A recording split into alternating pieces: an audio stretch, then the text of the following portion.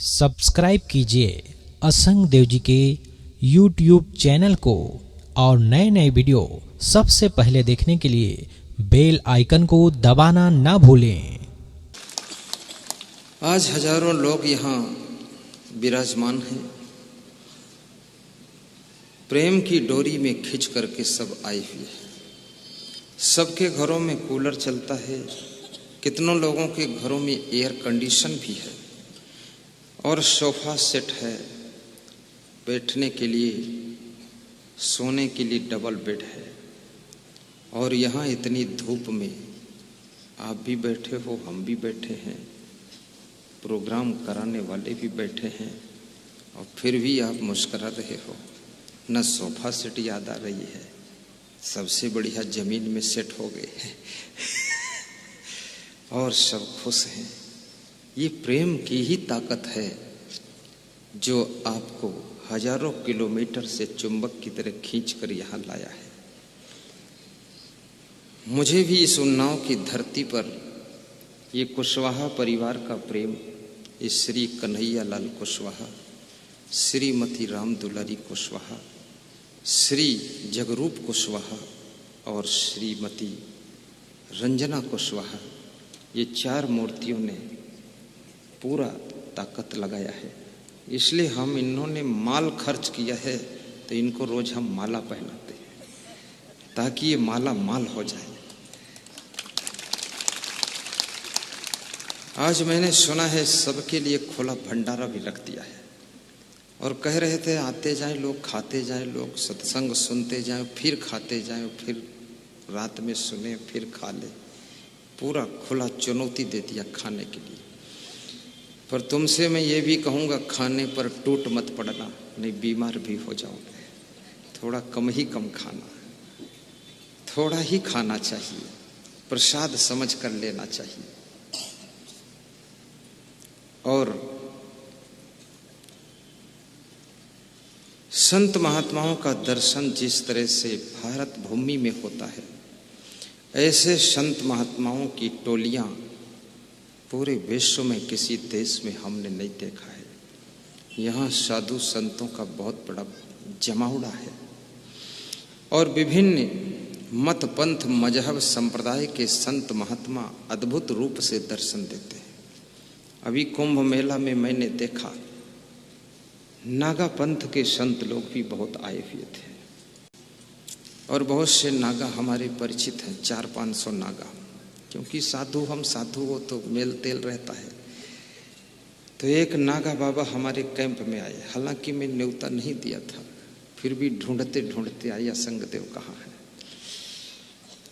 आए तो हमारे कैंप के भक्तों ने कहा कि सब कुछ इस कैंप में मिल गया था, भोजन मिला, कंबल भी बटा वो भी मिला, खाली नागा बाबा का दर्शन नहीं मिला था, वो भी मिल गया।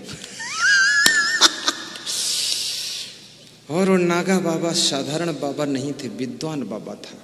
फिर उनको मैंने माइक दिया, उन्होंने प्रवचन भी सुनाया और मैंने कहा जो नागा बाबा को दान देना चाहे दान कर सकते हैं। तो बाबा को दान भी लोगों ने दिया, हमने भी दिया और लोगों ने दिया। तो नागा बाबा ने मेरे कान में चुपके से कहा, कभी जरूरत पड़े नागा सेना की तो बता देना, 2-4 हजार नागा आ जाएंगे, सब उजाड़ फुजाड़ कर देंगे। तो मैंने कहा उजाड़ना नहीं है, बसाना है। बोले कुछ अभी उजाड़ना भी पड़ जाता है, तलवारें चमका देते हैं नागा लोग। बड़े प्यारे भक्त हैं वे और मैं नागा का भी सम्मान करता हूँ। यहाँ जितने भी संत आए मैं इनसे पंथ नहीं पूछता हूँ। कुछ संत इसमें कबीर पंथी है, कुछ वैष्णव पंथी होंगे और किसी के पंथ का उनको खुद भी पता नहीं कौन पंथ है। लेकिन इतना जरूर है सभी प्रेम पंथी हैं, प्रेम में आए हैं और प्रेम में जो आता है वही अपना होता है और जो अपना होता है उसकी सेवा करना भी अपना ही धर्म होता है, अपना धर्म।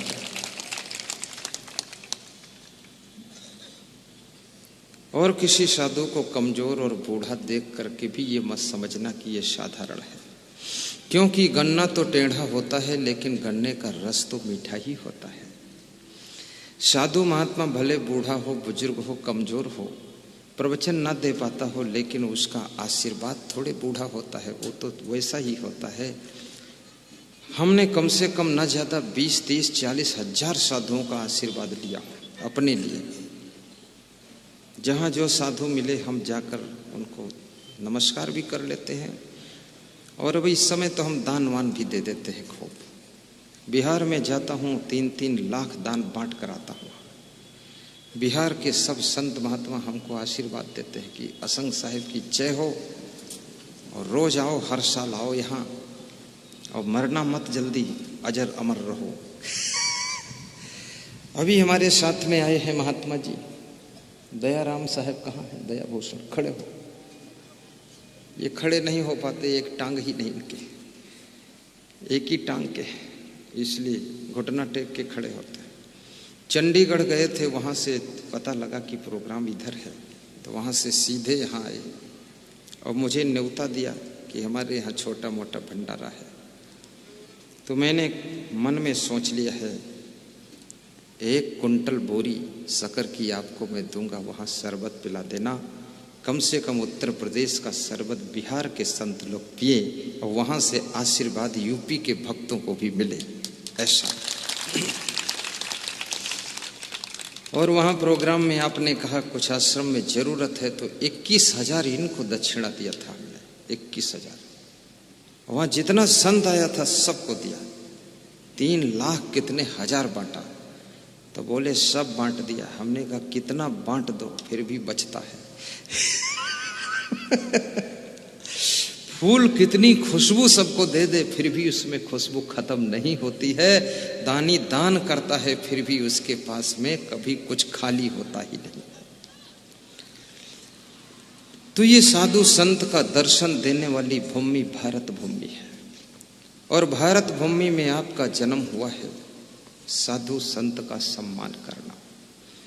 नाभाग ने यज्ञ सफल कराया। यज्ञ का जितना दान आया था, जो भी धन सामान सोना चांदी, वो सब ऋषियों ने कहा कि ये नाभाग को दे देते हैं, क्योंकि इनके वजह से यज्ञ सफल हुआ है। नाभाग जब अपना धन सोना चांदी दान का सामान बांधने लगे, तो वहां पर अचानक एक काले रंग का मनुष्य आया। मनुष्य के आकार से उसका थोड़ा बड़ा आकार था। उस काले रंग के मनुष्य ने उनका हाथ पकड़ा और कहा कि श्रीमान, ये धन तुम मत ले जाना, यज्ञ में जो दान आता है वो मेरा होता है, इसको मैं ले जाऊंगा।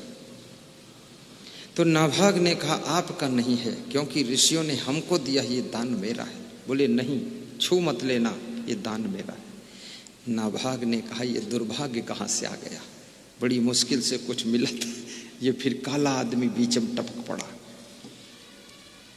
तो उस काले आदमी ने कहा कि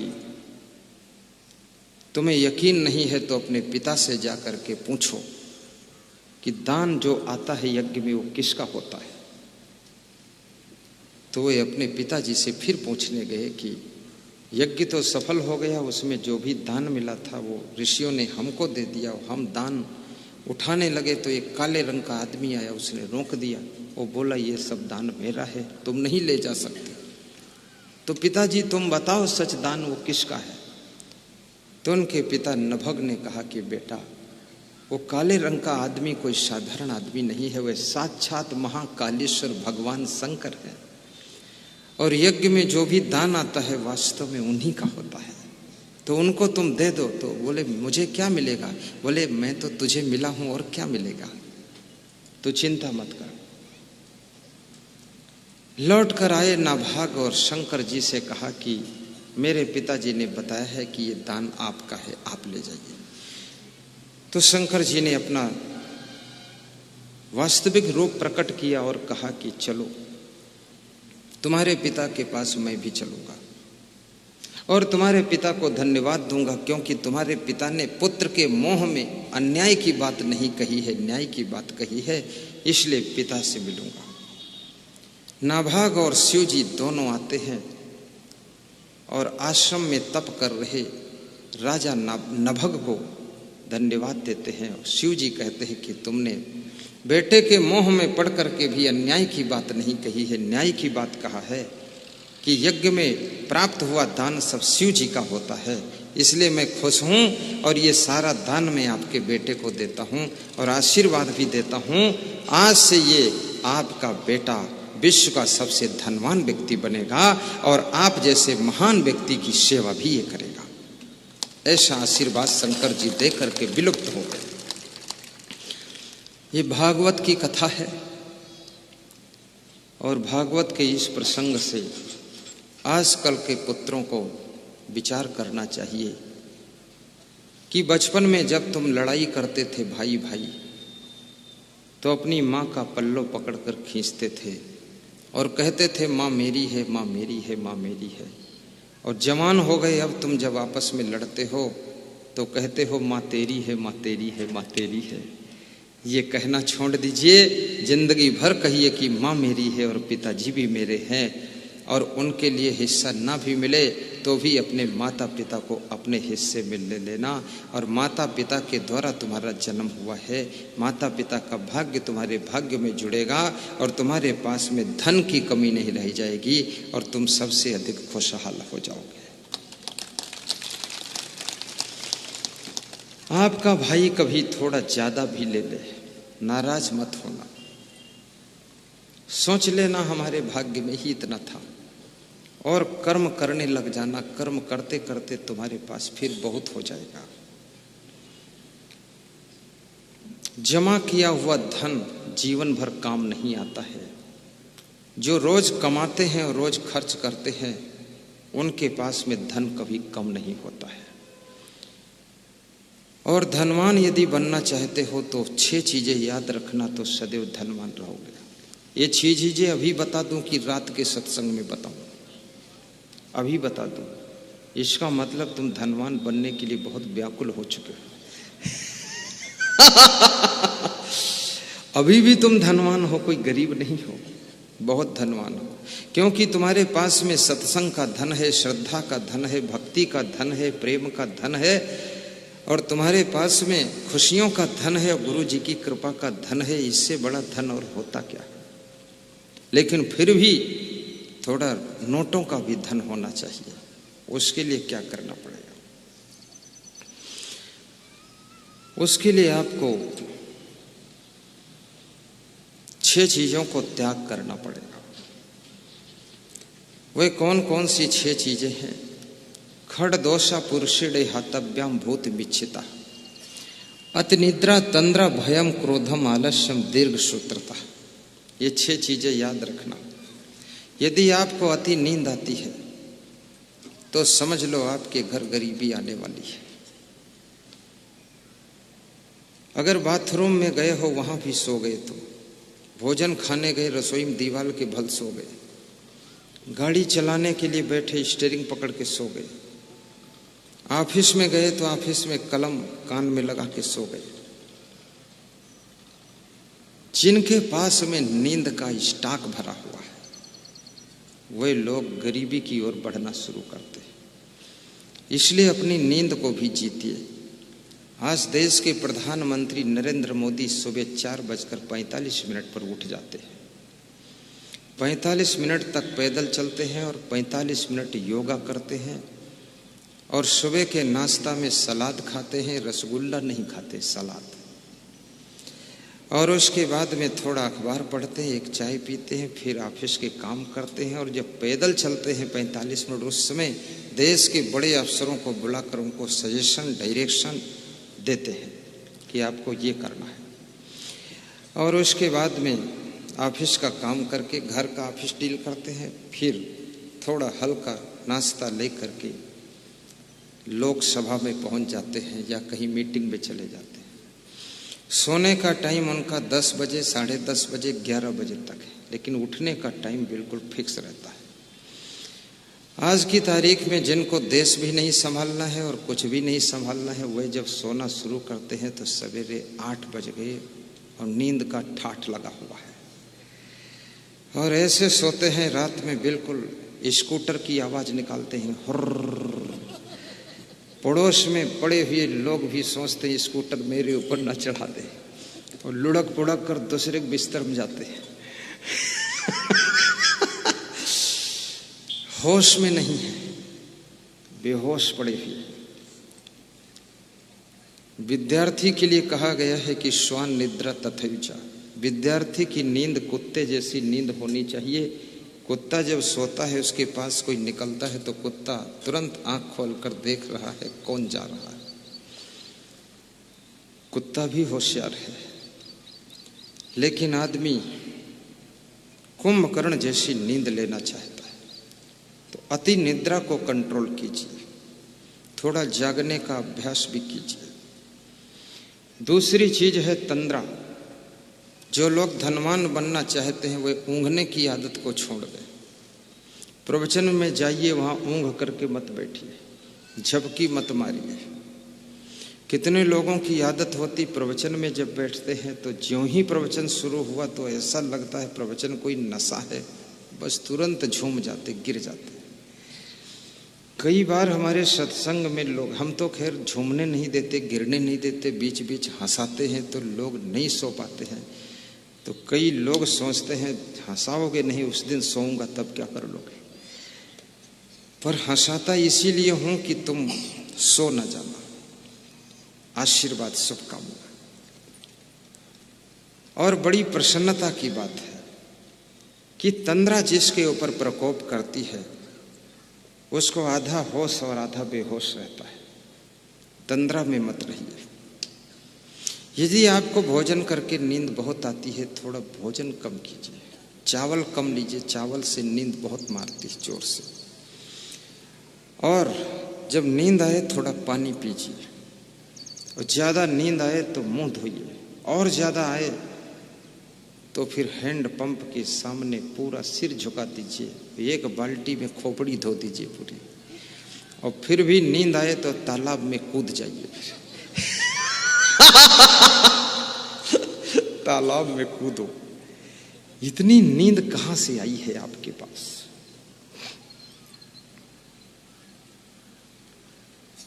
जागो भारत जागो। बहुत सो चुके हो माया की नींद में भी, मोह की नींद में भी, शराब की नींद में सो चुके हो, नशा की नींद में सो चुके हो, बुराइयों की नींद में, अवगुणों की नींद में भी तुम सो चुके हो। तुम्हारी नींद का कोई ठिकाना नहीं है कि तुमको कितनी नींद आ रही है। याद रखना,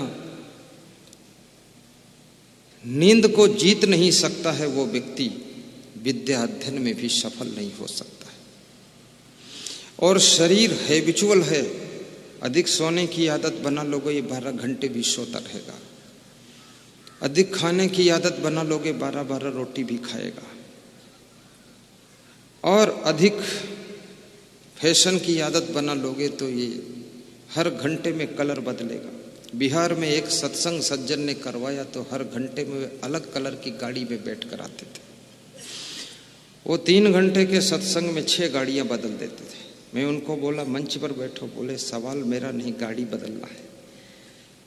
तो फिर उठ के जाते थे, वो 1 किलोमीटर पे घर था, वहां से दूसरी गाड़ी लेकर आते थे। तो हमने कहा मामला क्या है? बोले मामला कुछ नहीं है, मामला है रुतबा दिखाने का। तो हमने कहा रुतबा देखता कौन है? बोले आपको क्या पता, आप तो साधु संत ठहरे, इसी रुतबे से तो पूरे भागलपुर में मेरा नाम जाना जाता है। तो हमने कहा फिर करते क्या हो? बोले राजनीति भी करता हूँ, टिकट आज तक मिला ही नहीं, रुतबा बहुत है, टिकट नहीं मिला।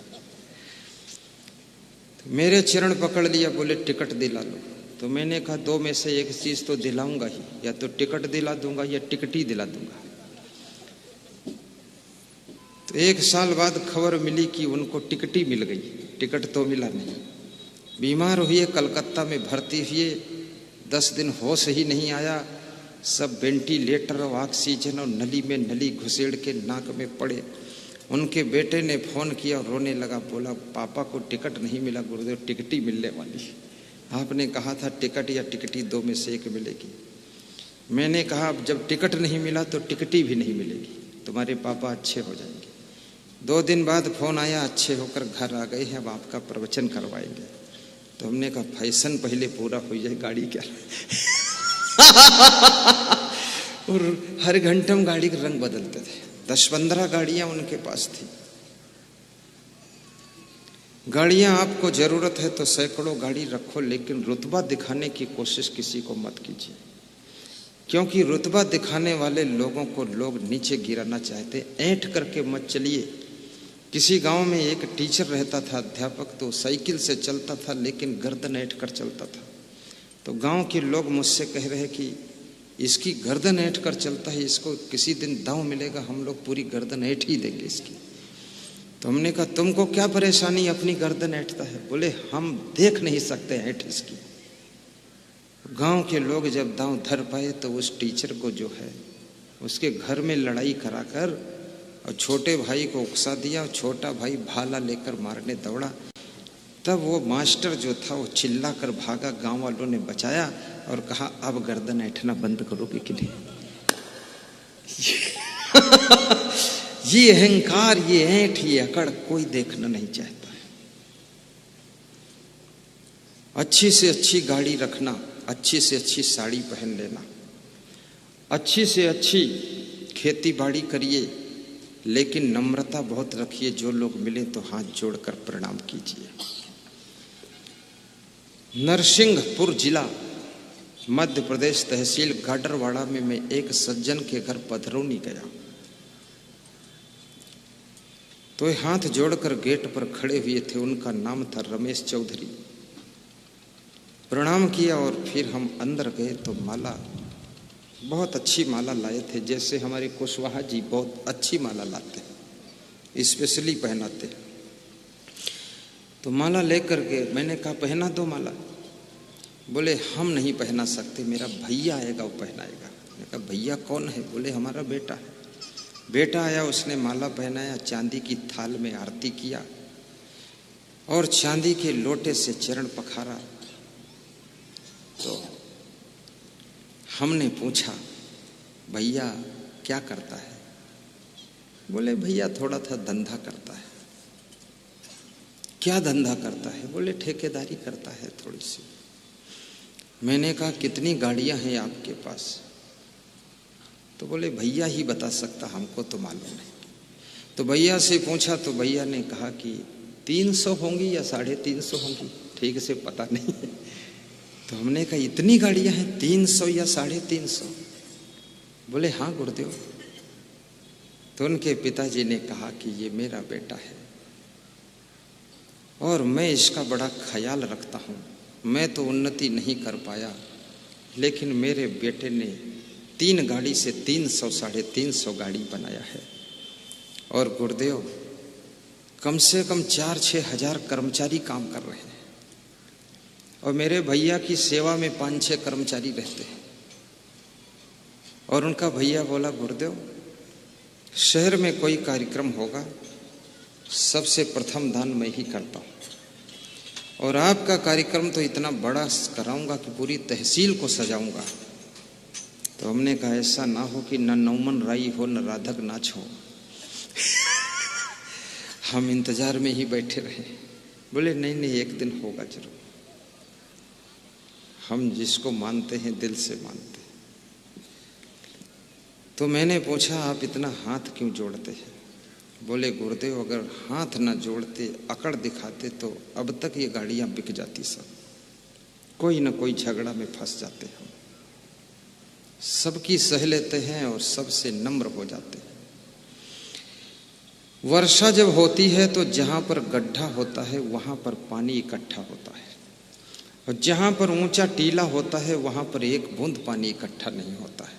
अर्थात जहां पर अहंकार की चट्टान है वहां पर कोई गुण इकट्ठे होने वाले नहीं है, और जहां पर नम्रता का गड्ढा है वहीं पर सारे गुण आकर के एकत्र होते हैं और उस व्यक्ति का जीवन धन्य होता है, सबको लाभ दिलाता है।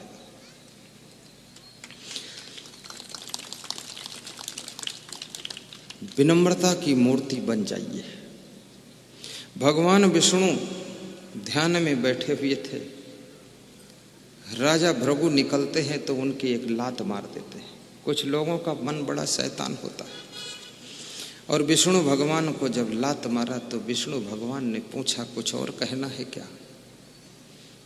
तो भृगु जी ने कहा ज्यादा पूछोगे तो 2 लात मार दूंगा। तो विष्णु भगवान मुस्कुरा दिए कि लात और बात वही खा सकता, सह सकता है जो इंसान नहीं भगवान होता है। जाइए आप। भृगु जी की पूजा संसार से खत्म कर दी गई और विष्णु भगवान की पूजा शुरू कर दी गई। जिनको लात लगी थी, विष्णु भगवान को लात मिली तो वे पूजनीय हो गए, और विभीषण को लात लगी रावण की तो वंदनीय हो गए। और याद रखना, कबीर को लात लगी तो वे पूजनीय हो गए। कबीर को भी एक सज्जन ने लात मार दिया था। इसका मतलब ये नहीं कि जिसको लात लगे वो महान बन जाएगा, तो सब लोग एक एक लात मारो सबके, इसका अर्थ ये नहीं है। यानी किसी ने आपके साथ में दुर्व्यवहार किया है और यदि आप गम खा लेते हैं तो ये आपकी महानता है। गम समान भोजन नहीं जो कोई गम को खाए, अम्बरीश गम खाइया दुर्वासा बिल लाए। गाइए, सब गाइए। गम समान भोजन नहीं जो इस गम को खाए, अम्बरीश गम खाइया दुर्वासा बिल लाए। अम्बरीश गम खाइया दुर्वासा बिल लाए। क्रोध सबन को काल है, क्रोध ही है जंजाल। शिव दुर्वासा क्रोध बसे बहुत ही भय बिहान। काम क्रोध मद लोभ सब निशरत सुख से दे, सो सुख प्राण हूँ से अधिक कहाँ जाई रिते।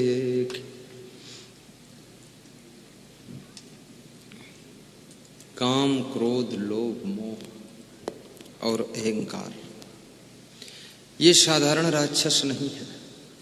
इन राक्षसों के बारे में समझने की कोशिश करना। ये आपके अंदर सूक्ष्म रूप से निवास करते हैं और जब अवसर मिलता है तो ये विराट रूप लेते हैं। तो दूसरी चीज मैं बता रहा था कि तंद्रा से अपने को बचाओ, ऊँघने की आदत छोड़ो। सोना है तो पूरा सो जाइए और जागना है तो ठीक से जागिए। तीसरी चीज और त्यागना पड़ेगा यदि तुम धनवान बनना चाहते हो, उसका नाम है भय। भय यानी डरपोक की आदत। जिनको बहुत डर लगता है, प्रसाद बांटने को कह दो तो डर लगता है कि बांट पाई कि न बांट पाई और बीच में कम न पड़ जाए तो सब डांटे, वो डर लगत है। फिर ये भी डर लगत है प्रसाद हाथ पर दे भाई कहूँ अलग न गिर जाए, बहुत डरे हुए हैं। प्रसाद बांटने में भी डर लग रहा है, जबकि प्रसाद बांटने में हौसले के साथ उठकर खड़े हो जाना चाहिए। कितने लोग तो आरती बनाने में भी डरते हैं कि शुद्ध साईं बन पाई कि न बन पाई। अरे थोड़ा टेढ़ भी बनेगी तो क्या फर्क है, एक बार नहीं सही बनेगी दोबारा सही बनेगी। कार्य को रुचि से कीजिए और निडरता से कीजिए और प्रेम से कीजिए और कार्य को पूजा समझकर कीजिए और मन लगाकर सीखिए तो कार्य आपको जरूर आएगा और उस कार्य में क्वालिटी भी ले आइए। डर मत कीजिए। गाड़ी चलाना सीखना है, डरिए मत। सबसे पहले गियर में चलाइए 2-4 दिन, फील्ड में घुमाइए 2-4 दिन, ईंटें रख करके ईंटों के पड़ोस में टायर निकालिए 2-4 दिन, धीरे से ब्रेक लगाइए, धीरे से गियर बदलिए, कोशिश कीजिए। सिर नीचे करके गियर मत बदलो, गाड़ी खड़ी करके उस गियर बदलो, सब बदल बदल के देख लो और धीरे धीरे 2-4 दिन बाद दूसरे गियर में चलाइए और फिर 10 दिन के बाद रोड पे थोड़ा रेंगाइए। धीरे धीरे सीख जाओगे। डरते क्यों हो, घबराते क्यों हो? हर कार्य करने का तजुर्बा सीखिए। कितने लोगों को माइक में बोलना हो उनको बहुत डर लगता है। आज एक बेटी ने आकर भजन गाया, बड़ी निर्भय बेटी है। मुझे लगता भविष्य में अगर ये बोलेगी तो बहुत बड़ी वक्ता भी बनेगी। उसने भजन सुनाया कि मेरी नैया डूब रही हो, तुम देखते मत रहना, झट आके बचा लेना। ये उसकी बहुत बड़ी कला थी और मैंने उससे कहा कि सबको ये भी बता दो कि भजन सुनते रहेंगे, बीच में प्रणाम भी आकर करते रहेंगे, 2 काम हो जाए। तो उसने वो भी बता दिया कि बीच में आकर प्रणाम कर सकते हैं, ठीक है, ऐसी पूछ लिया, ठीक है। तो मैं समझ गया कि वो निर्भय है। कम से कम इस उम्र में उसने माइक में कुछ बोला तो सही। कितने लोग माइक देखते हैं तो उनको लगता है सांप का फन है, काट खाइए। हमने अपने संत जी से कहा हमारे पास 4 माइक लगाओ, साइड से भी 2 लगाओ, इधर मुंह घुमाते तो आवाज कम जाती, और एक 5वीं माइक यहाँ लगाओ बटन वाली। जितनी माइक लग जाए हम बहुत खुश हुए थे, कभी डर लगता ही नहीं है। और जो मैं प्रवचन सुना रहा हूँ इसमें बुद्धि भी नहीं लगती ज्यादा। हाँ, बुद्धि कुछ नहीं, बस खाली खुसर फुसर बात कर रहे हैं, होगा प्रवचन। इसमें बहुत ज्यादा गंभीर सीरियस बनने की जरूरत थोड़ी है। तो सरल चीज है प्रवचन, तो हमारी आपकी सलाह हो रही है जिंदगी कैसे जीना है, और क्या प्रवचन। डर तो उनको लगता है जिनके पास में अधूरी तैयारियां होती हैं। अब अधूरी तैयारी है तो डर लगेगा, ठीक ठाक श्लोक भी याद नहीं तो घबराहट तो होगी ही। ठीक ठाक कोई दोहा याद नहीं, आधा दोहा ही कबीर का बोला थे, आधा तुलसी को मिलाई देते मैं। अब श्रोता भी इतना बुद्धू तो है नहीं, 20 बार सत्संग सुने से जानत तो है यही दोहा किम्मक किम्मा मिलाई देते। तो श्रोता मुस्कुराते है, खूब गबड़े रहो साहेब जी, ठीक है। कल जैसे वो घरे द्वार पलो सुदामा आ गया, वो गरीब आ गया, वो करीब आ गया, वो क्या हो गया, वो सब महाराज जी गा रहे थे तो उल्टम पलटम गाइन तो इमा कहियो श्रोता मुस्कुराते रहे, खूब निपटारे हो महाराज। और फिर सोच रहे हैं तुम्हारे गुरुओं वैसे ही बैठे चुप्पे, कुछ सुधर तो नहीं। और हम इसलिए नहीं सुधरने की इज्जत जो गई तो गई, जाने गो जाने का नहीं जाने पैसे तो बची रहती। हाँ, हुआ रुक्मणी को बड़ा ही अचंभा, वो बोलबे नहीं करी से। हाँ, काला चंभा हो ही नहीं देवे, ऐसे पार कई दिवस सब उल्ट पुल्ट गाय को पूरा कह दी। हमने सुधारा इसीलिए नहीं कि वहां इतने होशियार सब नहीं है, 2-4 आदमी को मालूम है, बाकी तो खुद ही अचंभम परे रुक्मणी का चंभा हुई।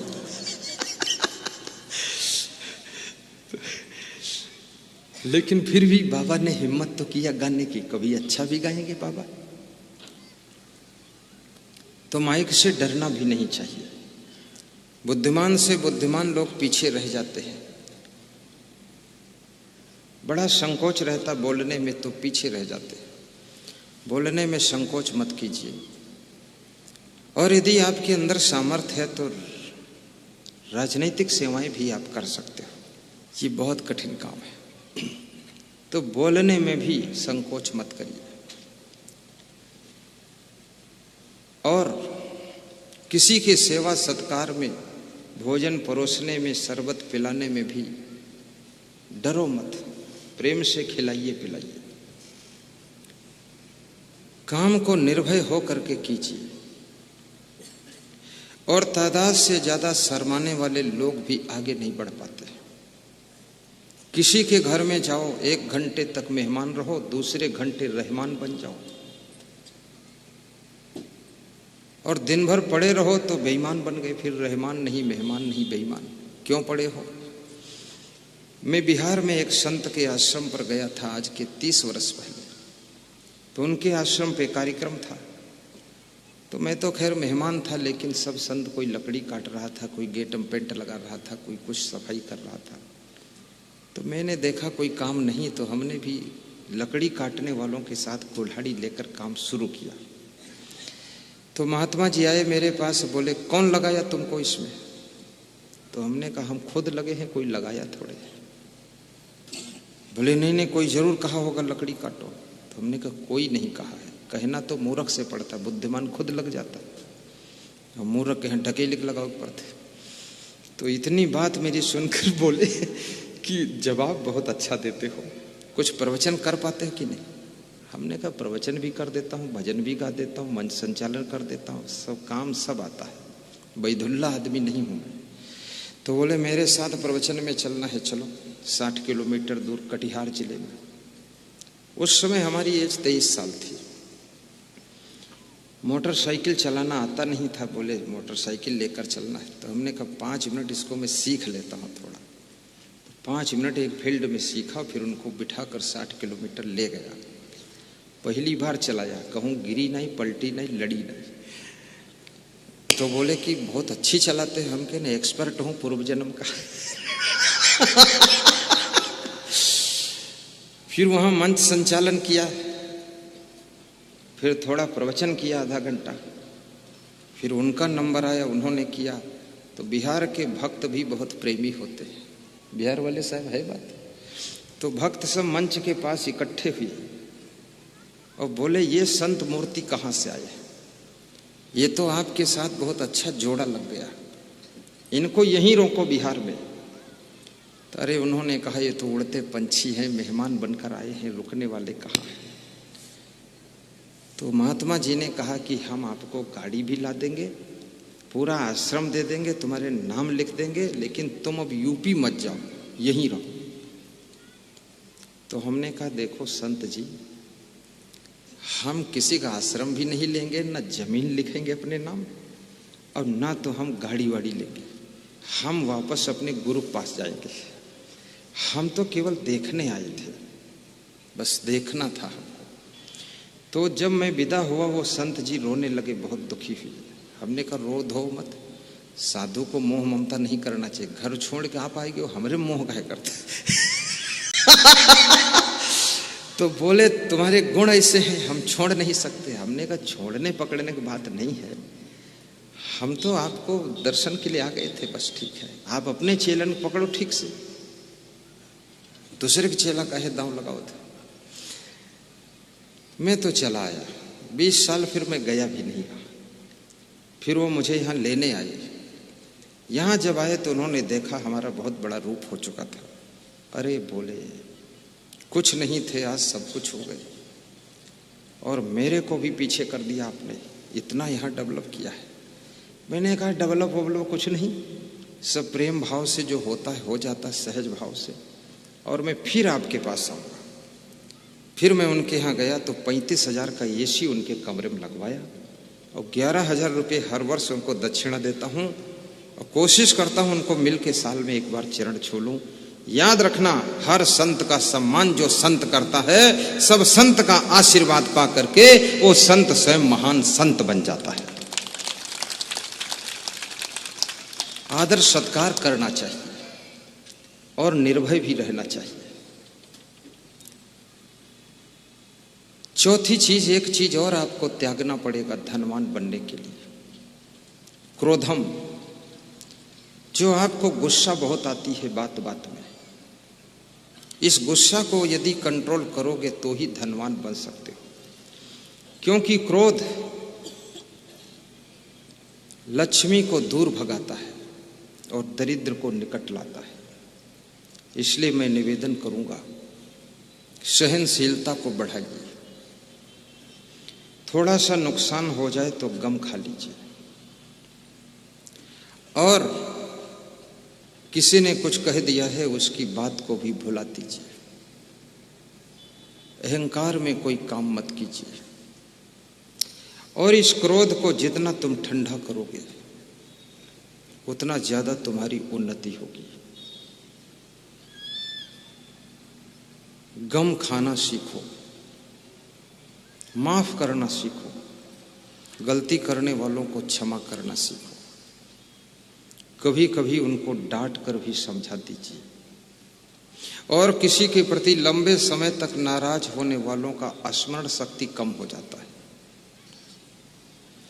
कितने लोग अपनी बहन से नाराज हो जाते हैं और कहते हैं कि अब जिंदगी में तेरे घर नहीं आऊंगा, जब मर जाऊंगा तो कौवा भले हमारा हाड़ लेकर तुम्हारे घर डाले, जिंदम हाड़ अब नहीं है। कौवा को कौन गर्जे तुम्हारा हाड़ हुआ ढूंढ के डाले जाए। कौवा तुमसे ज्यादा बेवकूफ थोड़े है जो तुम्हारा हाड़ तुम्हारी बहन घर में पहुंचाओ, वो कौवा के भरोसे है। अब जब कौवा से तुम अपन मरा हाड़ हुआ पहुंचाए दे भैया हो बहन के यहाँ, तो जिंदा में हाड़ पहुंचाए दो बहन घर, तो कौन परेशान है। तो जिंदा में अहंकार है कि नहीं जाऊंगा।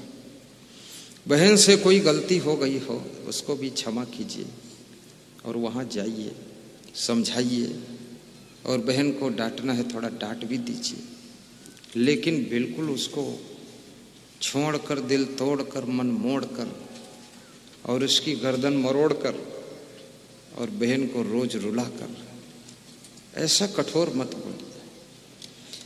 आपका भाई कभी आपका सम्मान न कर पाया हो तो भी अपने भाई के विरुद्ध कोई कार्रवाई मत कीजिए, भाई को धन्यवाद दीजिए और ज्यादा किसी से अपेक्षा भी मत रखिए कि हमको ये दे वो दे खुद दे। बस सब प्रेम दीजिए, सब हो जाएगा। दाता बन करके स्वयं जियो, देने का मन स्वयं रखो। एक आदमी सवेरे सवेरे अपने द्वार पर गाड़ी साफ कर रहा था, कार साफ कर रहा था। पड़ोसी निकल कर आया, उसने पूछा ये गाड़ी कब लाए? उसने कहा लाया नहीं हूं, मेरे भाई ने मुझको दिया है, मेरे पास लाने की तो औकात ही नहीं है, पर मेरा भाई मुझको दे दिया कि आप रखिए। तो पड़ोसी दुखी होकर कहने लगा, काश मेरा भी भाई ऐसा होता और मुझको भी गाड़ी देता और मैं भी साफ करता, बैठ कर चलता, लेकिन मेरा भाई इतना कंजड़ है, वो तो गाड़ी है, गाड़ी के टायर तक न दी पुराने। तो पड़ोस में एक स्त्री खड़ी थी, वो कहने लगी ऐसा सोचकर मन को दुखी क्यों करते हो? ऐसा सोचिए कि काश मैं ऐसा भाई बनता जो अपने भाई को कार देता तो दिल में खुशियां हो जाती। ये मत सोचो कि मेरा भाई मुझको कार देता, ये सोचो मैं अपने भाई को कार देता तो कितना अच्छा लगता। ऐसा सोचने वाले कार देने योग्य भी हो जाते हैं और बिना कार के ही उनका बेड़ा पार हो जाता है। दाता एक राम है, भिखारी सारी दुनिया।